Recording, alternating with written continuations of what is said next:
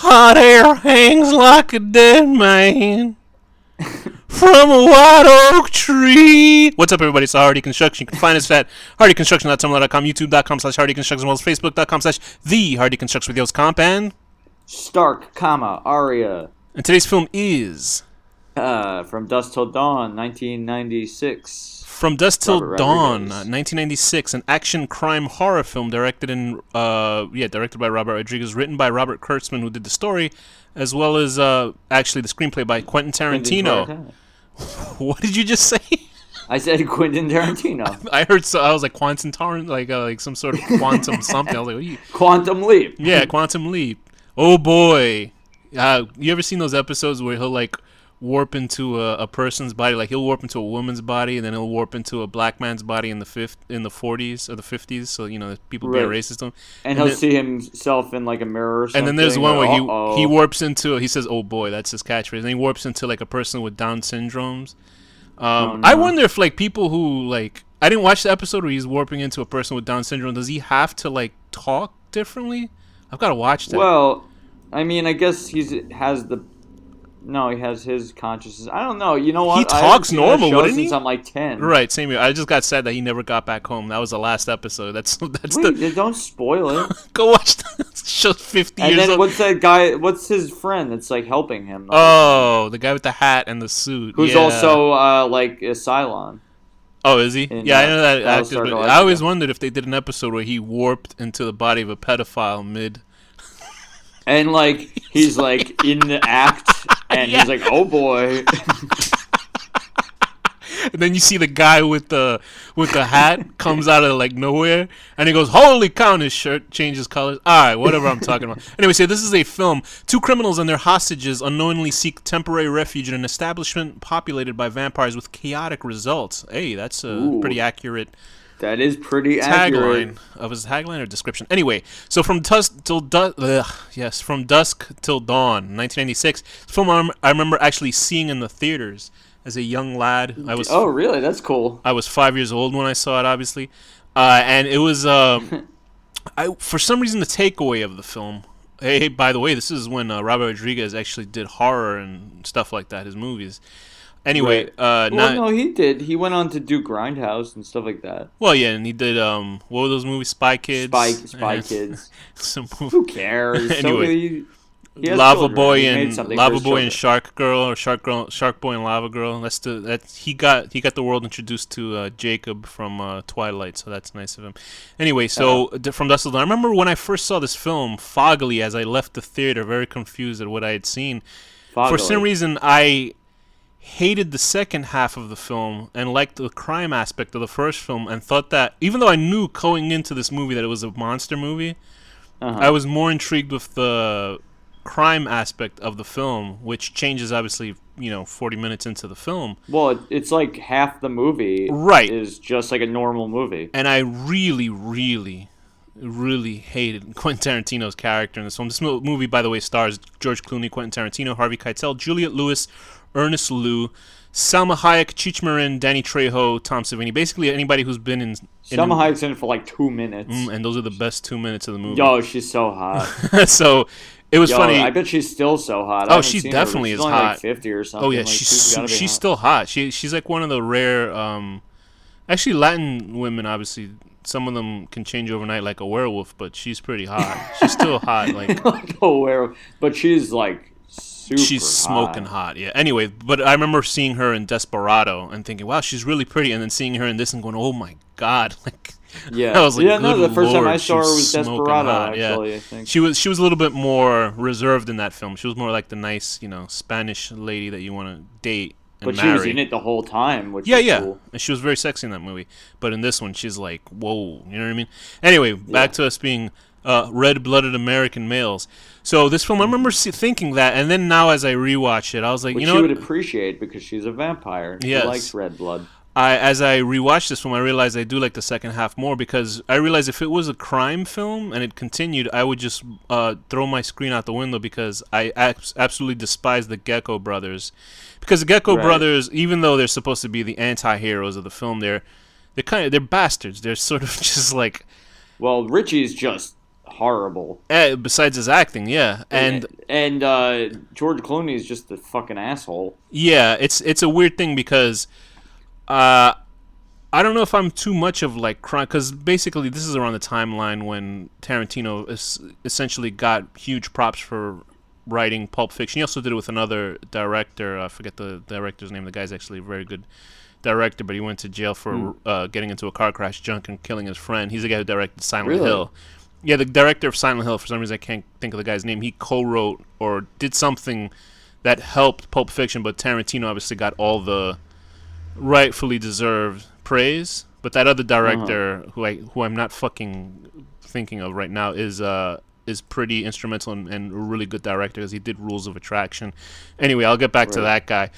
So this film, I remember watching it now, I realize I appreciate how much love went into this film, and it has one of the greatest. I'm glad, because you've told me you hate it in the past. I'm always like, why? Like, I did it now that I watched it. And listen, I had absolutely no taste when I was younger. I was an idiot. Oh, Roger Avery was the other writer / director of Pulp Fiction. He's an excellent director, and he fucked up his life because he got drunk and killed his friend behind, Don't driving like drive, an idiot. Everybody. It's not worth it. He worked on Silent Hill. I think he did the script for that, and he also did a fantastic version of Rules of Attraction, which is a semi-sequel to American Psycho, a real sequel, because it has a... Not the one with the girl from that 70s show? Good Lord Almighty. Who's Meg and Family Guy. And go watch that movie, Rules of Attraction, if you enjoy American Psycho but without the murder. So this film was obviously at the very height of Tarantino's sort of craziness. Yeah, it's like 2 years after Pulp Fiction, a year before Jackie Brown. I was watching a short documentary about Demon Knight yesterday. For some reason, randomly, I was watching it because I was looking for the trailer. Yo, send that to me. That's like one of my favorite it's on movies. YouTube. It's like Demon Knight. It was for because Demon Knight. There's a company that re-releases like DVDs, like kind of genre DVDs. I'm trying to think of the name. Oh God. Anyway, whatever Demon Knight was released in, Shudder. No, not Shudder. Shudder is something else. It's a channel by AMCC, service. Right? A streaming service. But they were talking about how Dusk Till Dawn was actually a script that was supposed to be part of Demon Knight? Tales from the Crypt movies.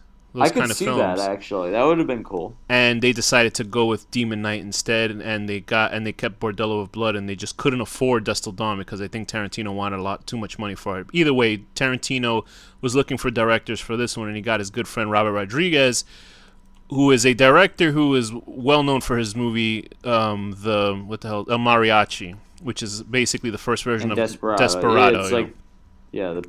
Robert Rodriguez is a director who's known for working, who's pretty creative with cheap budgets in his movies. Yeah, Man Without a Crew, is that him? No, that's that's Lloyd Kaufman, I think, wrote that. Well, in any case, he makes Rebel Without a Crew is the book that Robert Rodriguez wrote. Every director who has no money he does everything on his own, and he makes shit with like no money. He makes his own soundtrack. He's actually in the band in the movie. He's part of those vampires. Tito and the Tarantulas? Yeah, he's very talented, extremely talented director. I know he scores music for his films, and I remember reading his book, and he wanted to make something for like how there'll be like Mexican straight-to-video movies. Yeah, there's a lot of Mexican. There's a lot of horrible Mexican. That's what Desperado was. Like, he made it with his friends. And I bust his balls a lot because of the movies that he sort of releases now. But he certainly is a guy that has made his own mark. I wish he actually,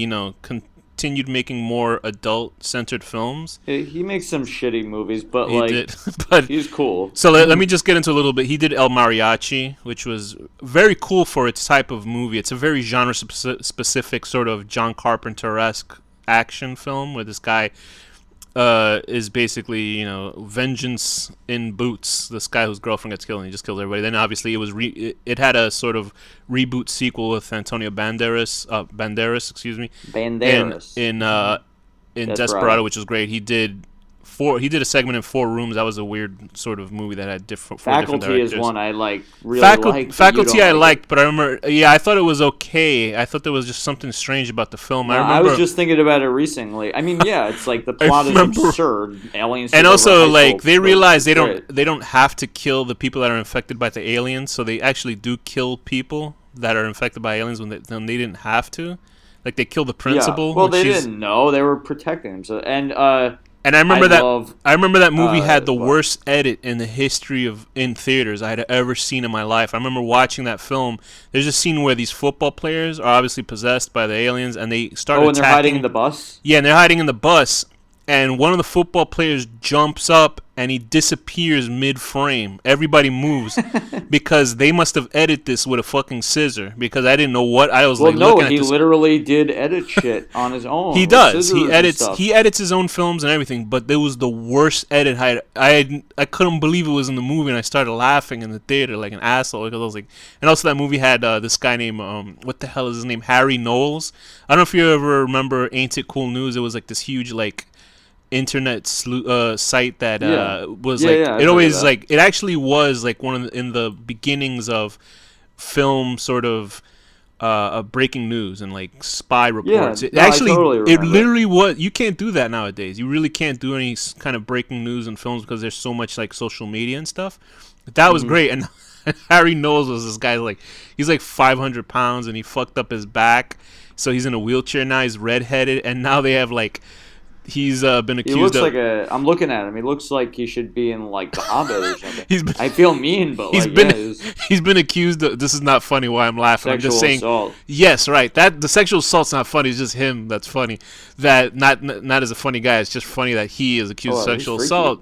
He got so now he has to leave a site. A lot of people on the internet have been sexually assaulting women. I guess in their past, which is not cool. So don't do that, kids. No. And don't drink and drive. Don't sexually assault people. Don't sexually assault women. So he was also in. Robert Rodriguez, not Harry Knowles. Robert Rodriguez. Sin City, which I loved. I don't By care. the way, I remember to bring it back to Harry Knowles. The reason why I brought him up because he's in the faculty. He's the big fat teacher in the movie. And I remember reading because obviously Harry Knowles because he's a fame whore sort of. So he started like praising the movie. He's obviously fucking in it for like a scene. Do you know what I mean? And obviously the directors are complicit in putting this guy in his film so they don't talk shit about it. But I remember reading a review of the film in the Ain't It Cool website, and there was a random person on the message board saying, "Jesus, you suffer from serious tank ass," and I started laughing my ass off. It was great. Anyway, so back to this film.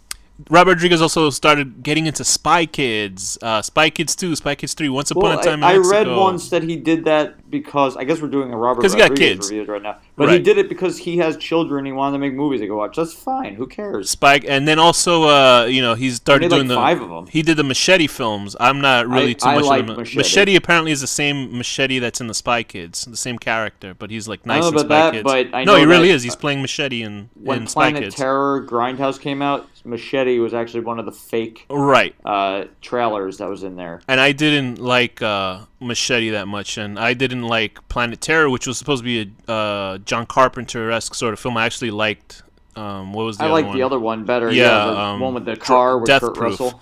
And funny enough, in that film, it lingers on Jungle Julia. Remember the hot black chick in the movie, the DJ girl? Yeah. Very sexy girl in that movie. That it shows her feet. Because you know what? Tarantino has a foot fetish. And, and then in this movie... Feet show up in this movie. This is an inkling of what Tarantino likes. He has feet in basically most of his films. It's so funny that he makes himself like a predator in this and then has himself with a foot fetish. He was basically... Remember when I was talking to you about how David Lynch wrote a scene of him making out with Sherry in Twin Peaks? Yeah, because he's a pervert. Because he's an old, dirty pervert. But it's funny. I'm hoping there's like he's not a pervert like offspring. He seems like a weirdo, but a funny weirdo. No, I hope he's not like. I hope he's not like what's his name? This asshole that just got into trouble for all this stuff. Harvey Weinstein. Like Lynch seems too weird. He's like. I think David Lynch is just imagine you start hearing that about. Imagine you start hearing that about David Lynch. How upset that would I would be. It would be horrible. I would be upset if David Lynch was caught out to be like a bad person. Imagine like you just cut his hair off and then he doesn't become sexual anymore. He's like, oh, geez, Anyway, so one more funny fact about Robert Rodriguez, which also links to Harvey Weinstein, is that he had a wife and kids, and he just basically dumped his wife to sleep with Rose McGowan because he was going to put her in a remake of Red Sonja. And then Well, when they've been together since he was like a child, basically. yeah, so when he was with Rose McGowan, she dumped him. I guess once they didn't have the movie, and he was left on his ass. He was like, "Whoops!" So that kind of made him look like a real scumbag. And now she is like the forefront of breaking Harvey Weinstein's balls, deservedly so. So it's kind of funny. Anyway, so enough of Robert Rodriguez's life. This is Robert Rodriguez's life. Dusk Till Dawn. He approached this film much with the thought of a John Carpenter-esque sort of film, and I think it works that way. I absolutely hate the. Why don't you give a little rundown of what the Gecko brothers are and what their deal is in this film? Well, Seth is kind of the boss, and he's a sane person who's just a thief, and he's a fucking asshole. A very good turn by George Clooney. He sort of plays the same guy in every honestly movie. The only time I've ever liked George Clooney, because I usually find him to be a snobby, kind of dislikable asshole. You didn't like him in Facts of Life when he was the... I actually don't remember him from that. I know I actually remember I first saw him on ER when my mom used to watch it as a kid. He owns he just sold, I think, a liquor company that he and his friend created for like half a billion dollars. For $1 billion. Imagine. Yeah, I remember he got all involved in politics. He was holding like $300,000 per plate. And he's married to that really beautiful woman. I forgot her name. She's like a lawyer or something. I forget. She's like a political person. Could you imagine he married her, but then her biggest deal is about, which is good, which is women's rights, but then she's also against this unnamed, I won't say the name, group of religious fanatics from another country. Could you imagine your wife comes up to... Yes, she's very much, because they kill women. They treat women like shit. So obviously it's good. But could you imagine you're being George Clooney and you marry a woman and then she's like, listen, I'm going to do something important. He goes, okay, babe, go ahead. And then she's like, I'm going to go, help for women's rights. You're like, oh, all right, that's good. And then she goes, I'm going to, also call out this group by name. He goes, hi. He doesn't want to get involved. He goes, hi. Like he's just running around. Anyway. I don't like him, but in this movie I like him. And yes, I mean, I actually really like. He's playing a variation of his George Clooney role in every movie he's in, but he's sort of a dick. He was very good in Three Kings, by the way. This movie was sort of the jump off point when he decided to be a film actor. I think he had just left ER. He was about to leave ER, and he had a slate of movies right after this that were pretty good. He's a decent director as well. He did a movie called. It was a Charlie Kaufman written film, Dangerous Mind, or not Dangerous Mind, Confessions of a Dangerous Mind, which is about this real life game show host who said he was a CIA operative that killed people. So people are like, "Are you full of shit?" And then the guy says, "No, it's real." Anyway, so yes, he's playing a version of George Clooney, and the best actor in the film. And he's really best, not that bad. By best, I mean worse. When I saw the movie itself, I couldn't believe it was in the movie, but. Tarantino, yeah. So go talk about Seth and Richie Gecko. I don't think Richie's that bad an actor, or Seth. Yeah, he's not that bad in this. He's not bad in this. He's just like a schizo, rapist guy, basically. Did he rape anybody? Oh, he was about to he sexually fucking rapes assault. And kills. Then Did he rape that lady in the hotel? I think he just shot her, right? No, I think he raped her. That's what I gleamed off of that as well. I thought that was a really well edited scene. That really stuck out to me. It even says on the wiki that he rapes her. Oh, did he? Yeah, he's a piece of shit character. I mean, although wiki's not necessarily. Anyway, he's a horrible person, but he really is. And really then they kidnap the family, and the whole time I kept thinking. I remember the first time seeing it, thinking that Richie was gonna kill one of them, but. Yeah, they're really because he hears things. Obviously, he's mentally ill because he hears that guy in the store. He thinks he hears the guy say something, which leads Seth to. I just love that scene because it seems like he's just lying, Right, and then also that's a great opening of a movie. He hears Juliette Lewis's character say something like, eating pussy. I would totally eat her pussy. I think she was 23 at the time or something. So I really have no idea how old Juliette Lewis is. I watch her movies and I'm like, how old was she? She's 55 or something. No, I know, but when the movies that I saw her, and I always thought she was a lot older than she was. She was playing an 18-year-old in this movie. I had such a crush on her in Natural Born Killers. I for some reason I never got into Juliette Lewis. I understood her. There was a great. She's got such like a sexy, trashy She used to sort date. of look. She used to date Brad Pitt, and she had like cornrows. Imagine if she pulled that off today. Oof, she would get shit on social media. But yeah, she's in this movie. She's playing the daughter of Harvey. You know, it's funny because I hated Seth and Richie so bad. I hated those characters so bad. I was like, now that I think about it, like if I had seen a crime movie with these two guys, I'd be like, oh god, kill them all. It's sort of like Devil's Rejects, where you get your wish granted. I love the characters in Devil's Rejects. I know you hated them. I love the cop that just killed him. I'm not like some super, oh, all the bad guys should be, killed and everything. Because I like, American Psycho, which I don't know what that means. I guess it's because he's killing yuppies and sort of stuck-up assholes. But then I also like Freddy Krueger killing people, so who knows? And Freddy Krueger's a fucking child fucker, so who knows? I know what it means about you. So anyway, Quentin Tarantino is playing the obviously mentally ill. Is he Richie? Yeah, he's Richie. Yeah, Richie. And I like how in the remake for the series, I don't know, there's something about the series that I haven't watched, and I don't know why I don't want to watch it. But they recasted them. Yeah, I haven't watched it all. I heard it's good though. They recasted them with Latino actors, so that's fine by me. So Gecko, I guess, could be playing my Spanish. Anyway, well, like Rodriguez has a thing called El Rey Network or something. That's what I was gonna say. It's a great fucking channel. All like, there's just a lot of kung fu movies, a lot of weird genre films. Very great. That quite possibly might be the best thing that Robert Rodriguez has ever produced. He's got fucking good taste. He really does. He's the real deal with his films, like as in what he takes his cues from. Not Sin City 2, I'll tell you that. Go watch Sin City 1. Don't watch any more Sin City. No, not 1. part 2. Yeah, don't see part. You see part 2 and you see and you be like, wow. What I believe this is the debut of Earl McGraw. Earl McGraw is a character played by Michael Parks, who we recently lost. A fucking fantastic actor. Yeah, he died like what, 2 years ago or something. Yeah, I was like. So, because I remember I had seen Kill Bill. Like everything. Yeah, he was the best part of Tusk, that horrible movie. He was. Oh yeah. He was a bad guy. Yeah, and also, like I remember Twin Peaks. He plays the French guy, the Canadian French dude, the bad guy. Yep. He's one of the He's brothers. He's fantastic. Yeah. I was watching that was the time I noticed I was watching it, and I was like, this motherfucker's a good actor. And I swear to you, I was watching Kill Bill 2, and Michael Parks. He's also Esteban in Kill Bill 2. I'm Spanish. I know that's something that you always bother me about. But when I saw him, I don't bother you about it. You make a pedophile joke about me, but I can't make a joke about you being racial. Good Lord. Anyway, Michael Parks is like in that film. He's playing Esteban. I thought the motherfucker was Hispanic. I was like, whoa, he's amazing. I was like, good Lord, and now he's dead. They take him. Good Lord. Yeah. Oh, jeez. Fantastic actor. Go watch everything. I think he was pretty old, though. Well, he's 77. He died of cancer, I believe, though. I think that's what happened to him. Stinks. Cancer fucking sucks. And anyway, so he's great. There's also Cheech Marin in this. I remember watching this film. I don't know if I had seen this film alone or if I had seen it with somebody, but I remember feeling really uncomfortable because they said the guy Chicken pussy? He says bloody pussy, and automatically in my head I was like, God, that's gross. But that. You think that's grosser than chicken pussy? What kind of person are you?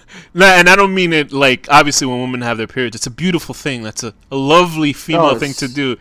It's lovely. It's the most beautiful thing in the world. At the time when I was uneducated, it was horrible. Yes, that's me. I was a disgusting male pig. I've come a long way. And I remember also seeing one of my parents. I went to go see what was that Arnold Schwarzenegger movie? The one where he was a spy and his wife didn't know.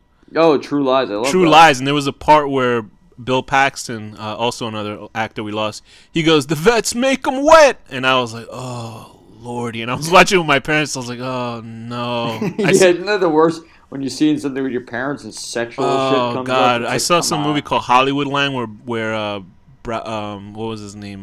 Ben Affleck was fucking some lady in a real sexual scene, and I was just like, good Lord, get me out of here. Fly me through the ceiling.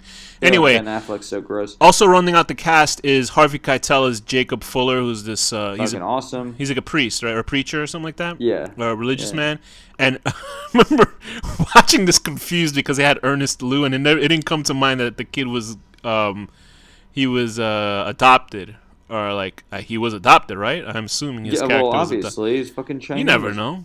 That's very racist. I don't know if he's Chinese. You gotta look up He is. He says it in the movie. Oh, does he? Okay, very good. Yeah. And true to Tarantino dialogue, they called the kid the fucking racist Japanese word. So, yeah. So like they have no worry about saying fucked up shit. He was only in 7 movies, Ernest Lou. I would have liked to seen him in more stuff, but I guess maybe he didn't really come off as an actor. Really, in this they're film. fucking killers who rape people and stuff. So it's like Ernest Lou sort of came off as a person that wanted a chance to be in a movie. Like, not that he was a horrible he's actor. not the best actor.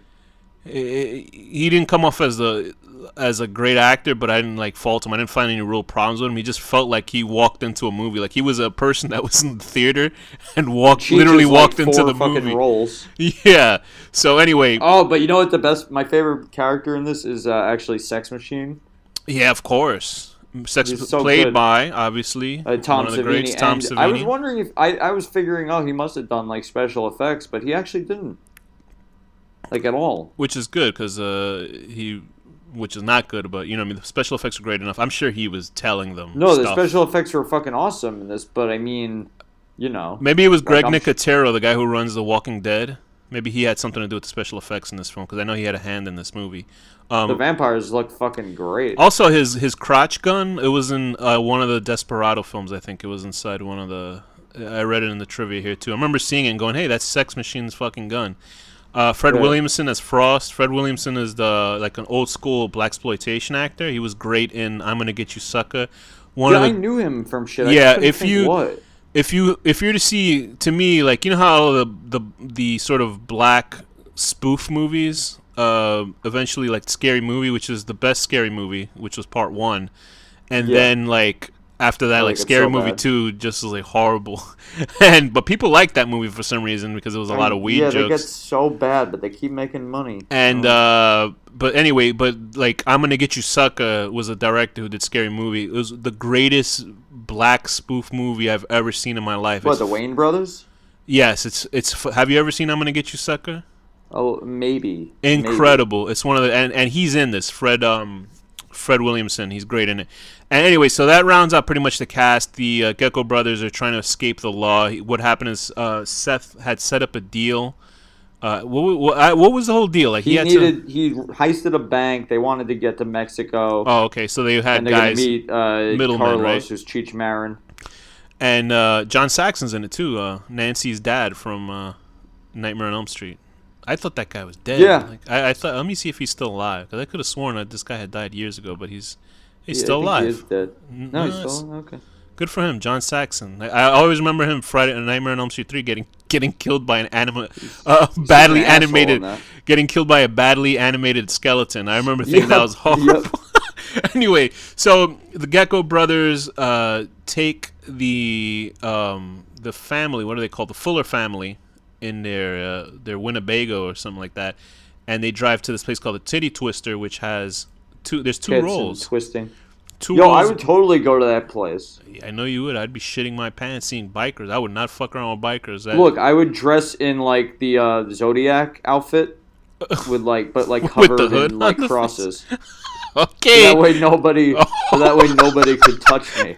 Did the Zodiac ever have crosses? Oh, but you would put. Well, he was wearing like a big outfit with like the fucking stars on it. Am I right or am I wrong? I don't know what you're talking about. What are you talking about? You talking about thinking of something completely different. No, he didn't do any crosses on me. Maybe when he wrote shit, but like he wore a big black sack on his head. Scratch what I said. I don't know what I'm thinking of. But you're gonna go like John Wayne Gacy, go as a clown. And I'd wear a shroud. Oh, you know what I would go as? I would go as like a garlic. Just a big fucking thing of garlic. I would dress up in a garlic costume. Then you see it's like a comedy because the whole crowd moves to one side of the room. It almost looks like the inside of a mouse trap and shit like that. Anyway, so they're just chilling there. Everybody's giving them shit. The Gecko brothers are obviously assholes. They're being really not nice guys, and it's great. It's very strange to see the original, Machete, who's in it. Danny Trejo, how he looks younger in this with his nice haircut. Now he's like that long hair and his face looks very worn down. He's never really leather. been a good-looking dude. Yeah, and he's the short dude. I thought he was like tall, but film does that. And I remember him being his cameo basically in Desperado, where he plays this guy who has throwing knives, and he gets killed like 5 seconds into the movie because everybody thinks that he's the desperado, and he looks the same in here. And he's Razor Charlie. He's the bartender, and obviously all this shit is going on. Basically, this film is much like with the shirt I just read in the trivia, the shirt of the kid, the son. He has a shirt that says, what does it say? Precinct 13, which is a nod to Assaults on Precinct 13. Was a John Carpenter film, which I have not seen the original. I saw parts of the remake, which looked fucking horrible, though I heard it was okay. I've never seen either. And it's basically a standoff film, just like this one, where the guys are stuck inside of one place while it's about a prison film where the prisoners are stuck while these. I mean, this is very much like the plot of Demon Knight. Minus right? details, Yeah, but like which was weird because the thing I like Demon Knight, but the thing about this, I didn't like that they stayed in one room essentially. Well, Demon Knight they moved from room to room. Well, Demon Knight also has a lot more plot to it because the fucking whole backstory of like the devil and all this stuff. It's cool. So the gents everybody should watch Demon Knight. Yes, very good movie. I was smart enough to like that film.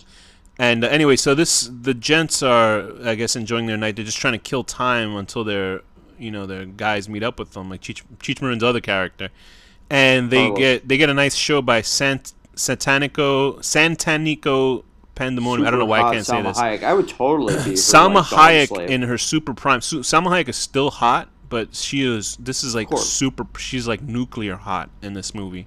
Like, I was like, good lord, looking at her in this film. She's like super eye candy. And she's revealed to be what?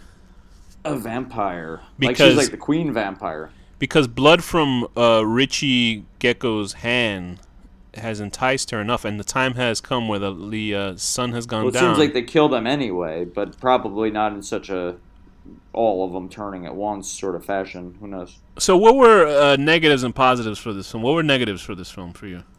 I mean, the special effects the practical effects are all great, but some of the fucking morphing stuff, it's like, it's old school graphics, so you can tell it's not that good at points. And like when they burn on fire, the special effects here are the special effects that you would see in Twin Peaks: The Return. Yeah, right. Go ahead. They're actually better than those effects. Some of the special effects are a bit shitty, like the CGI kind of stuff, like where they burn on fire and stuff. But all the practical effects are awesome. Man, Robert De Niro was in Machete? Good lord, what a horrible... That guy's career went to hell. Anyway, I mean, my only negative thing is that the main two characters, I hate those fucking characters so much. I guess that's a good thing to have characters. You're supposed to hate them. No, but you know what I mean. They're supposed to be like, they're supposed to be a John Carpenter-esque sort of... Well, what's his name? Who's the motherfucker? Snake Plissken. But Snake Plissken was a nice guy. I mean, he wasn't a nice guy. He was just a guy who, Well, Seth has a change of heart and becomes kind of good. Yeah, but this is like... I just didn't like him because they dragged this family into this. Like, even if they didn't have to, do you know what I mean? Like, they're the reason why the family... it was just like a moral they basically kill this whole family. And then, like, at the end, what's the worst is, like... even the idea that she's wanting to go with him, it's like, that would infuriate me, because it's like, you want to go with this guy who just, like, killed your whole family. I guess that's, like, Stockholm Syndrome or whatever. I guess that could be the case. He doesn't even do that, because he's trying to be nice, but I thought that was the only moral thing that he could do. Yeah, but not now actually take him with like, her. Yeah, she's Mexico, totally fun. Has no family. She has cash now, but now her, like, whole her brother and her dad are gone. How much money is that, honestly? Yeah, it was also nice to see that I actually wished that the religious family had survived and the Gecko brothers that got killed, but that's not going to happen in this type of film, not a Tarantino film. Right, Richie, thankfully, this is the first one that's knocked out. What did you think of the interplay between Harvey Keitel's character, Jacob Fuller, and everybody else? I thought he was a very likable character. Yeah, he's great. I like watching. I mean, he serves as some sort of like quasi father figure in the film, even though he doesn't really have an emotional, I like him kind of standing up to Seth and shit. Yeah, he's cool. I remember laughing that huge line when he has to like curse and he just like mumbles it instead. I think the one of the greatest things of this film is a song called "Dark Night" by the Blasters. Completely forgot it was in the opening credits. I always thought it was at the end when they reveal that it was some sort of Aztec temple that the bar is built around, and it's fantastic. Well, it is at the end, also, isn't it? Yeah, it's in the opening. Oh yeah, like I didn't remember that because I love the opening credits for this film. Hmm. Even like because it has like an old sort of '80s sort of feel to it because it's just like the credits they have everybody with the regular names of the high stars and then everybody who's like B-listers. They have them in one row, just slightly sliding up the screen. It Hmm. reminded me of the fantastic opening credits for Grindhouse. I love the fucking opening credits for Grindhouse, even though it's very Yeah. short. But Dark Knight by the Blasters is a great song. It's a song that whenever I hear it, I think of this film and vice versa.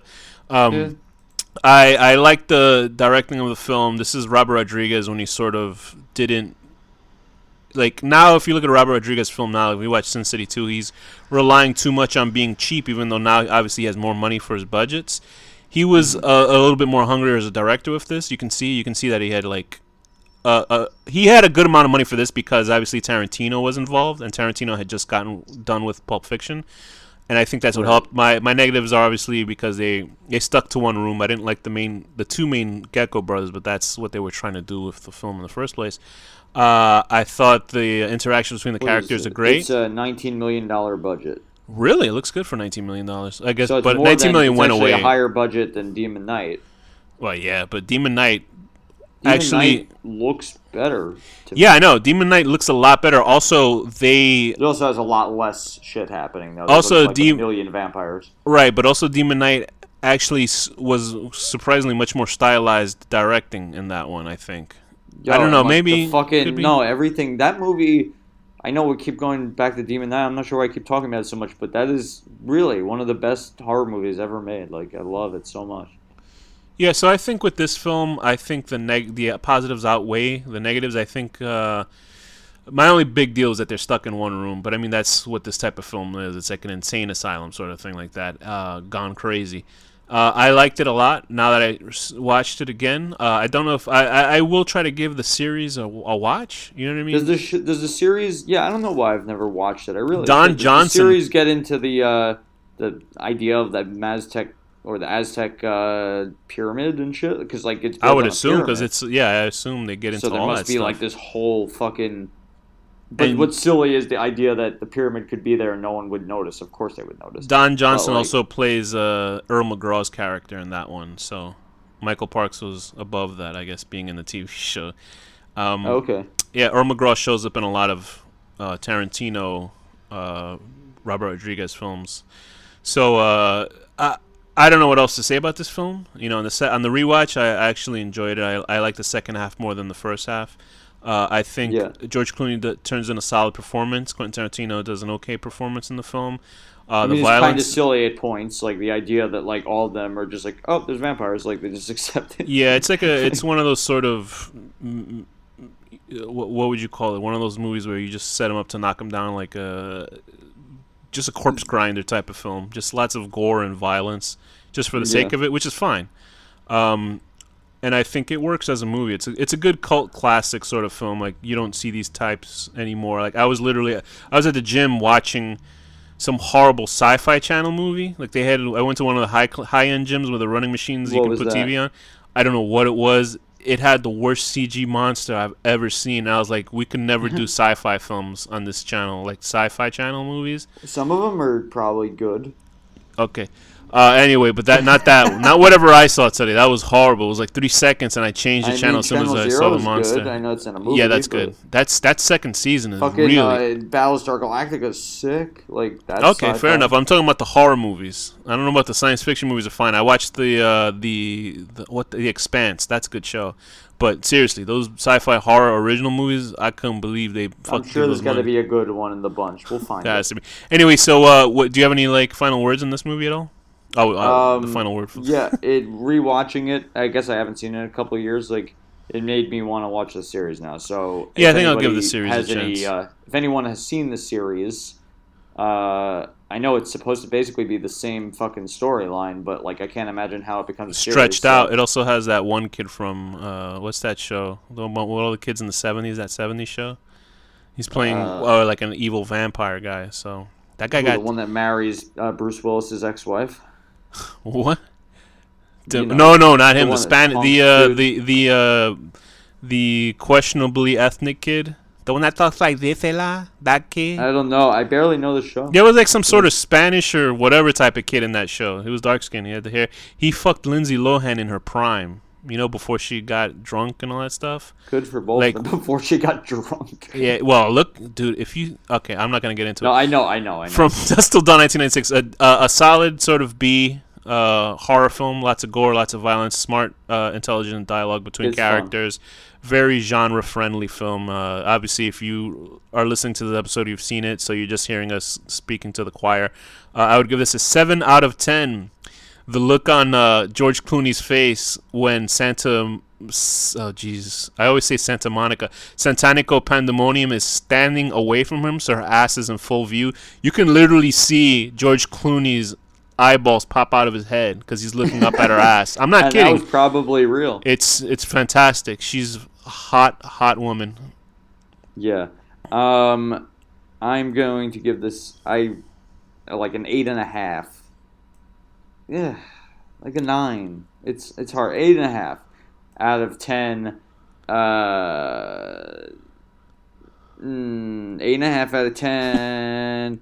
Wow, you really thought about this, didn't you? 8.5 out of 10. Wanting to stay in Mexico with the guy who just killed your whole family and made you see them get murdered by vampires. And with that, Danny, what's the final word? Valar Morghulis.